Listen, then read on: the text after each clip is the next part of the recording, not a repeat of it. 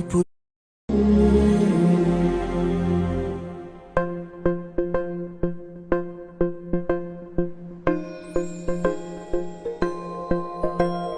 ఇదే కదా నీ కథ, ముగింపులేనిదై సదా సాగదా.